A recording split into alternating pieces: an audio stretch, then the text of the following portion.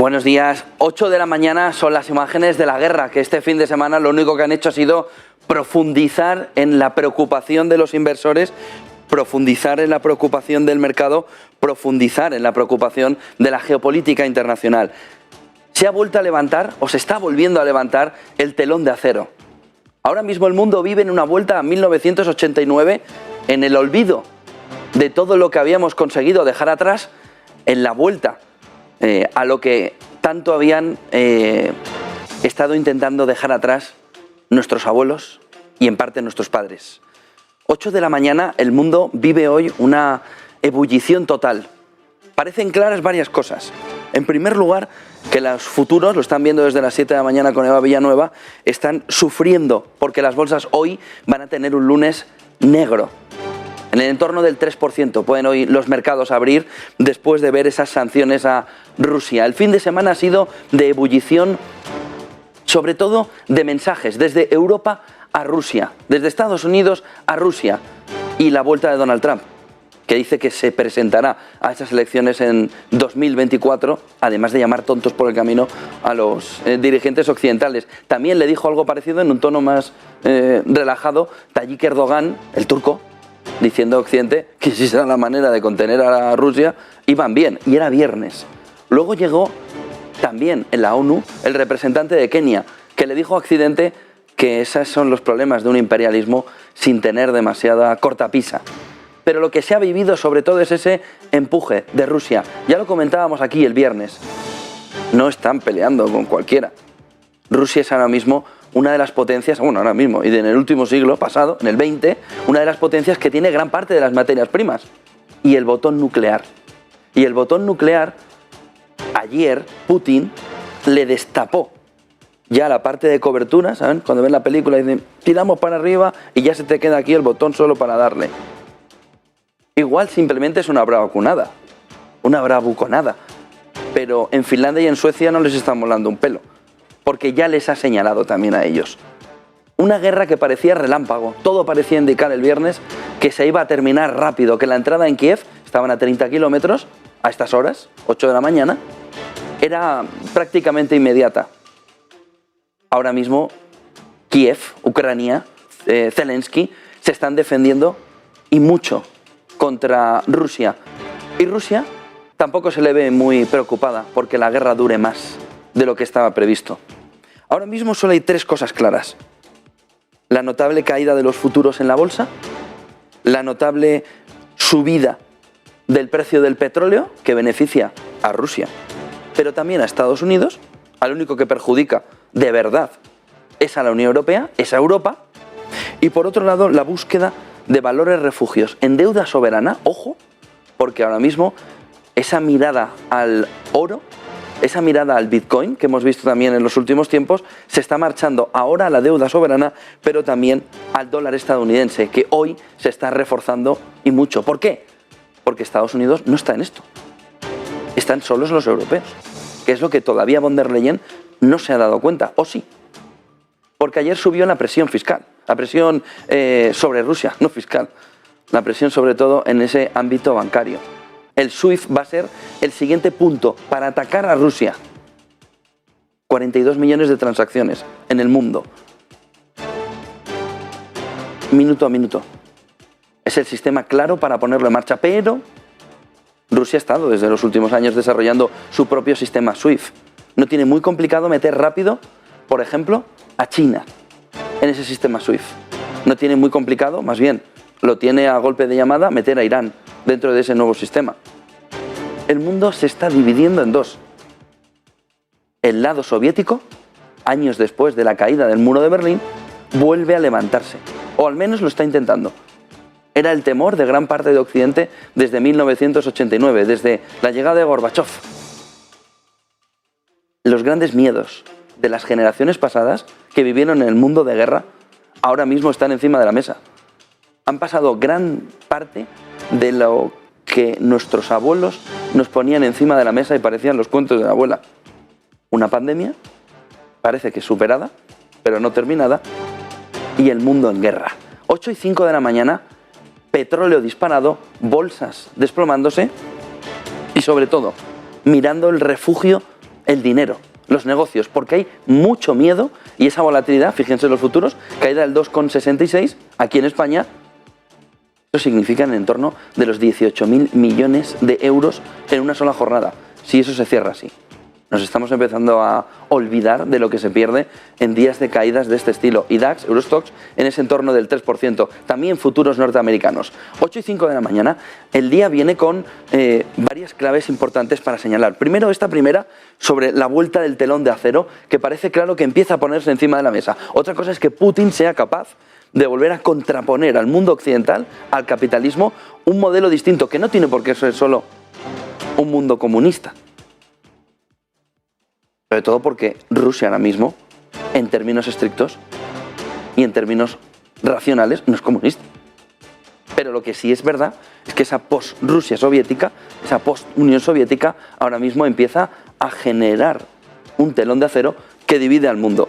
Y a partir de ahí, ¿qué pasa? Este es el gran problema. Ahora mismo las bolsas, ahora mismo el mundo, aparte de la parte más bélica, tiene miedo de esto, de la estanflación. Ya lo han visto. Para estas vacaciones de Semana Santa, reserven ya un presupuesto solo para llenar el depósito de gasolina del coche. Para estos días que ha hecho frío, preparen el bolsillo. Gas natural, petróleo. Sin embargo, ¿su sueldo? ¿Se lo han subido? ¿Cuánto? ¿Desde cuándo? No hay potencia económica ahora mismo en las empresas para hacer una evolución de los sueldos como la inflación. Y eso se llama estanflación, estancamiento económico e inflación. Y eso se llama pérdida de poder adquisitivo, pérdida de renta disponible. Y eso se llama que tenemos mucho menos y vamos a tener mucho menos dinero en el bolsillo. Y este es el peligro ahora mismo. Esto parecía que se había ido. ¿Y qué van a hacer los bancos centrales? El escenario es muy distinto, 9 subidas de tipos de interés. Bueno, ni por asomo. Con un escenario de esta inflación. Ponen a la economía con 9 subidas de tipos de interés por debajo del suelo, el crecimiento.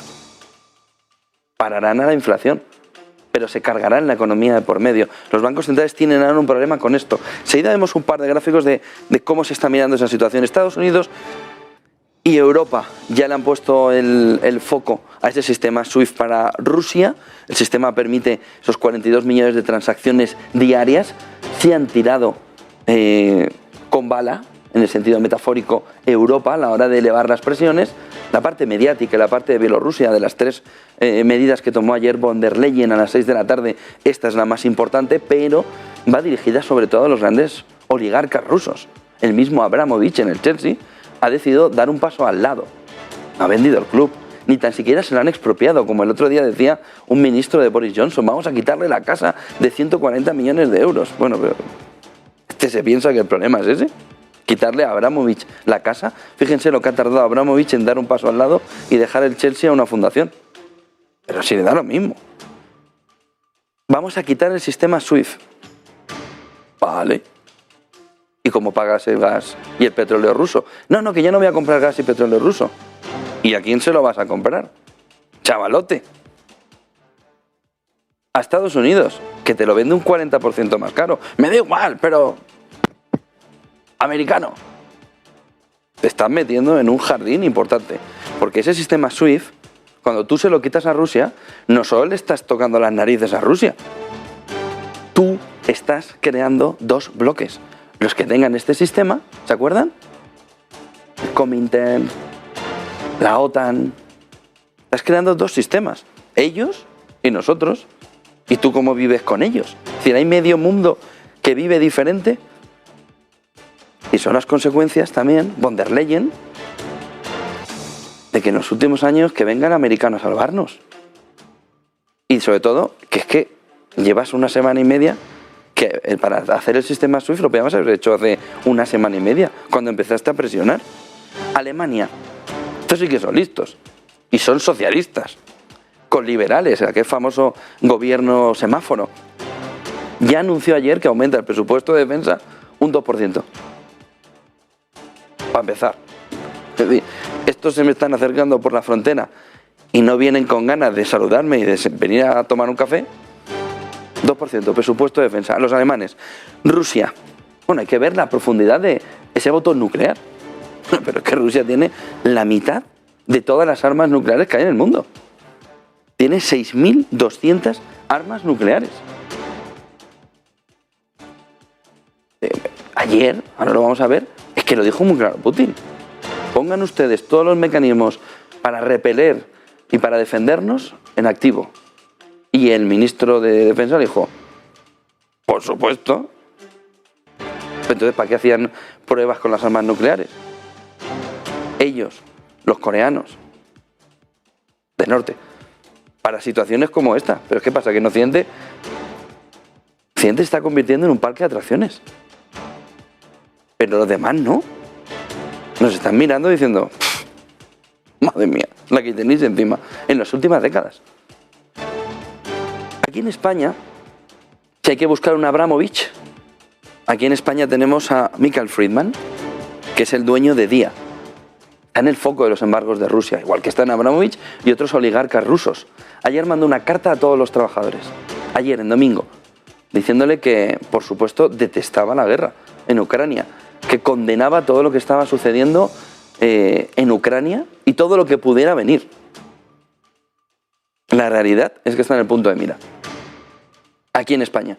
Y ese sería un poco el foco más claro que puede tener aquí en los negocios por parte de algún empresario ruso. Sin duda, el caso de Día.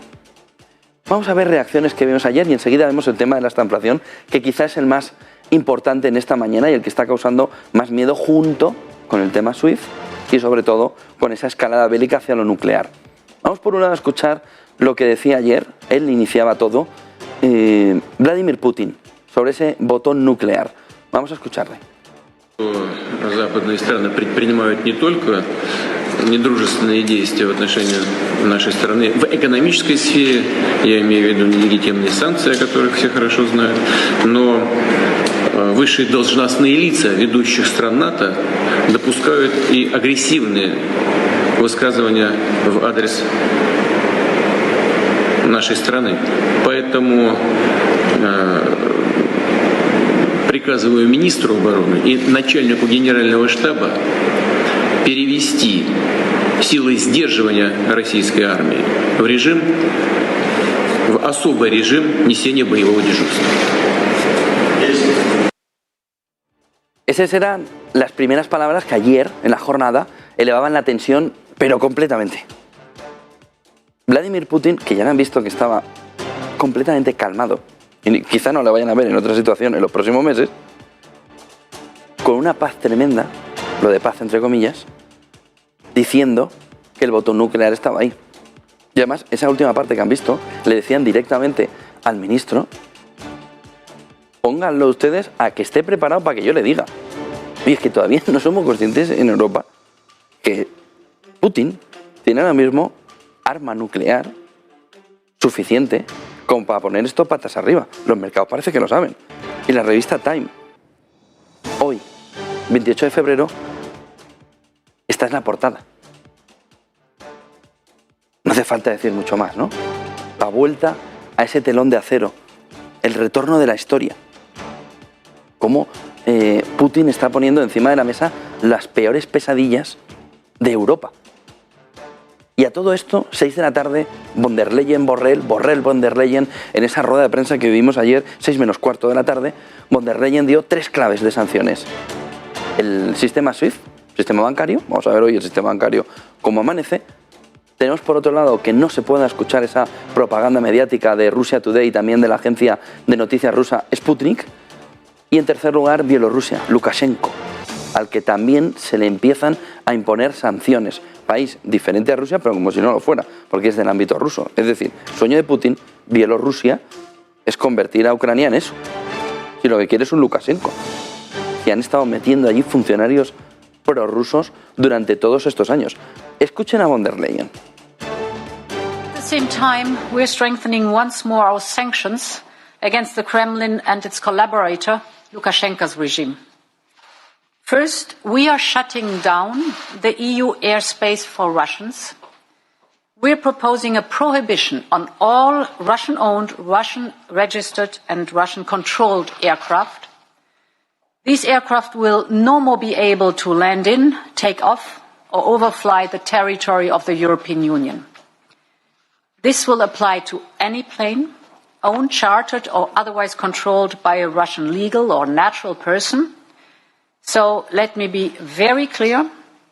Our airspace will be closed to every Russian plane, and that includes the private jets of oligarchs too. Second, in another unprecedented step, we will ban in the European Union the Kremlin's media machine. The state-owned Russia Today and Sputnik, as well as their subsidiaries, will no longer be able to spread their lies to justify Putin's war and to sow division in our union. So we are developing tools to ban that toxic and harmful disinformation in Europe. And third, we will target the other aggressor of this war, Lukashenko's regime. Lukashenko's regime is complicit in the vicious attack against Ukraine. So we will hit Lukashenko's regime with a new package of sanctions. We will introduce restrictive measures against their most important sectors.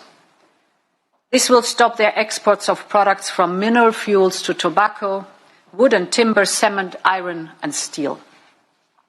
Y ese cierre del tráfico aéreo. Antes de ver cómo están los mercados en esta mañana, Trump va a la carrera electoral, va a la carrera presidencial 2024 en el punto de mira. No olviden que hay elecciones de midterm este mismo marzo en Estados Unidos, en el que el balance de fuerzas republicanas frente a demócratas, todo parece indicar que se va a voltear, que va a haber un movimiento hacia el lado republicano muy potente, que va a hacer contrapeso, que va a contrapesar a Joe Biden. Y ahí entra en escena este fin de semana Donald Trump, que dijo, entre otras cosas, que iba al proceso electoral, pero sobre todo hizo una visión clara de lo que estaba sucediendo con Rusia.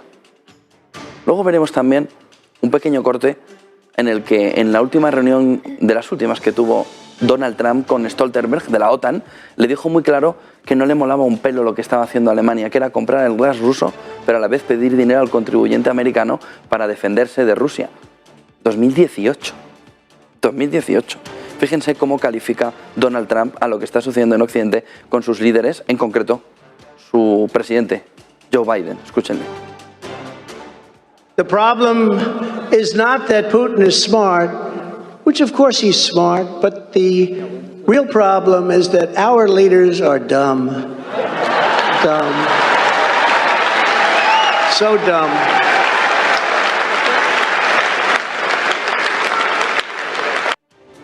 Pero todo esto es política.